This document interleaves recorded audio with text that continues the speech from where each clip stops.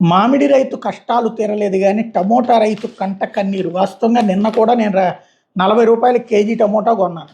2.5 కేజీలు రూ. 100 ఇచ్చి తీసుకున్నా. మరి ఇక్కడ వీళ్ళొచ్చేటప్పటికి 15 కిలోల టమోటా బాక్స్ రూ. 100 మరి ఎట్లా తేడా వచ్చిందో అర్థం కావట్లేదు. అంటే రైతుకి గిట్టుబాటు కావట్లేదు, కస్టమర్‌కి అన్యాయం అవుతుంది. ఇక్కడ మధ్యలో వాళ్ళు దోచుకు తింటున్నారు. ప్రభుత్వాలు మాత్రం ఎప్పటికీ ఇది పట్టించుకోవు.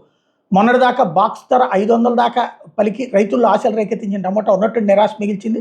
ధర రూ. 100 పడిపోయింది. లక్షల పెట్టుబడి పెట్టి సాగు చేసిన పంటకు ధర రాకపోవడంతో రైతులు కుమిలిపోతున్నారు. చివరికి కూలీ కూడా దక్కడం లేదని, అప్పులే మిగులుతున్నాయని ఆవేదన చెందుతున్నారు.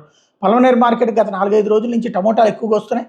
గతంలో 30 లోడ్లు వస్తుండగా ఇప్పుడు 50 లోడ్లకు చేరింది. దీంతోపాటు అనంతపురం, అన్నమయ్య జిల్లా సరుకుతో పాటు స్థానికంగా టమోటా సాగు పెరిగి అక్కడి సరుకు ఎక్కువగా మార్కెట్కి చేరుతోంది. దీంతో వ్యాపారులు టమోటా కొనేందుకు ఆసక్తి చూపడం లేదు. డిమాండ్కి మించి సరఫరా ఉండడమే ధరాఘాతానికి కారణమని మండీ వ్యాపారులు చెబుతున్నారు. కాగా పలమనేరు మార్కెట్లో గురువారం టాప్ ధర 15 కిలోల బాక్సు రూ.